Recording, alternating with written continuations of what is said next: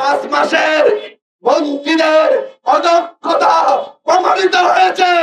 আপনাদেরকে আমরা সময় যাই দিই না কেন, আপনারা কখনো জনগণের কল্যাণে সঠিক সিদ্ধান্ত গ্রহণ করতে পারবেন না।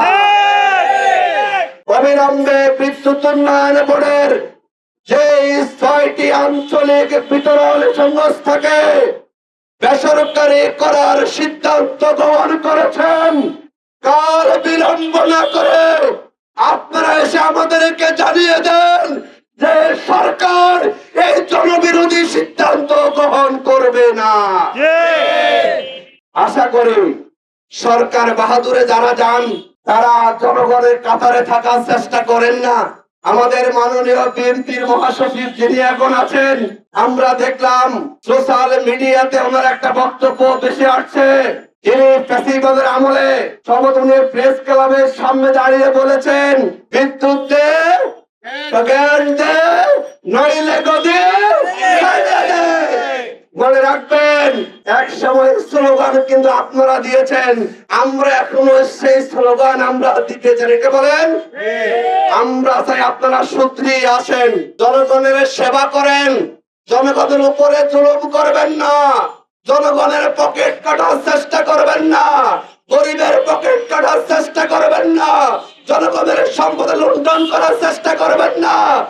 সালামের মতো ইস্ট ইন্ডিয়া কোম্পানির হাতে বাংলাদেশের বিদ্যুৎকে তুলে দেওয়া যাবে না।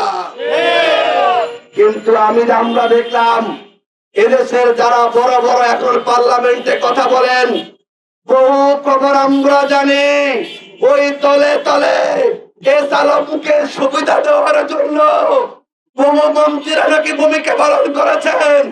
আমরা জনগণ জানি এই সরকারের কারা কারা এস আলমের পৃষ্ঠপোষক, তা কিন্তু আমরা জানি।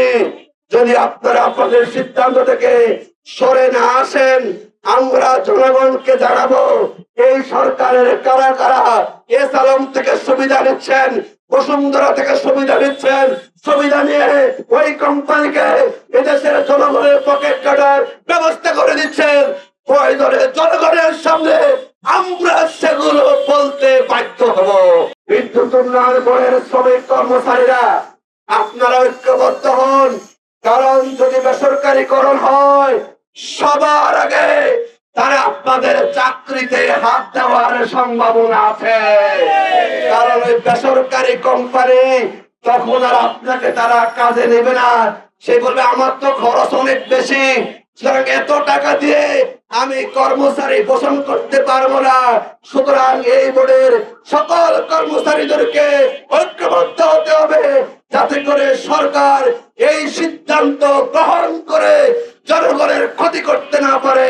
তার জন্য আমাদের সবাইকে আগামী দিনও আমরা আন্দোলন সংগ্রাম করবেন। আমরা শ্রমিক সংগঠন, আমরা শ্রমিকের স্বার্থে কথা বলি। এদেশের শ্রমিকের অনেক অবদান রয়েছে, কিন্তু আমরা দেখি যারা এই ক্ষমতা আসে তাদের প্রথম রাষ্ট্রীয় নীতি হয় কিভাবে গরিব মারা যায়,